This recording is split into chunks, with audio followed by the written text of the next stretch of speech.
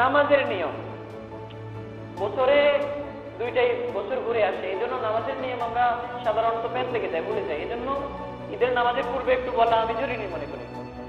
তো ঈদুল আজহার নামাজের নিয়ম প্রথমে আমরা নিয়ত করব।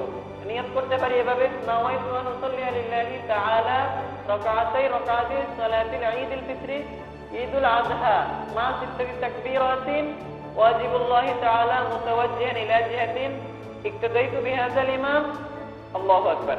এভাবে আমরা নিয়ত করতে পারি। আরবিতে না পারলে বাংলাতে করব।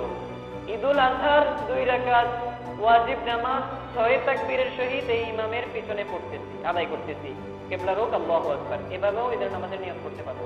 এরপরে তাকবীরে তাহরিমা আল্লাহু আকবার বলে হাত বাঁধবো, হাত বাঁধার পরে তানা পড়বো। কি পড়বো?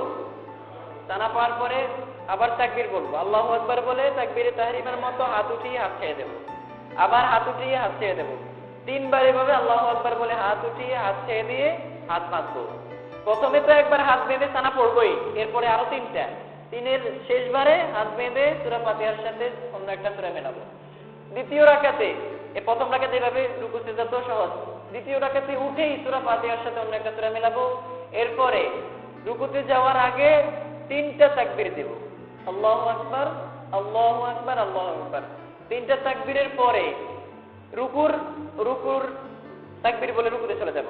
অর্থাৎ এখানে কিন্তু 4 বার হবে, 3 বার হচ্ছে অতিরিক্ত, আর রুকুটা তো আছেই, মোট 6টা তাকবীর বাড়তি হবে।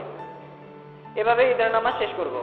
এরপরে খুতবা শোনা কি ওয়াজিব। খুতবার সময় টাকা কালেকশন করা যাবে না, খুতবার সময় টাকা কালেকশন করা, কথা বলা, কোনো কিছুই করা যাবে না। হাঁটাহাঁটি, অনেক ভাই উঠে চলে যায়, এটা করা যাবে না।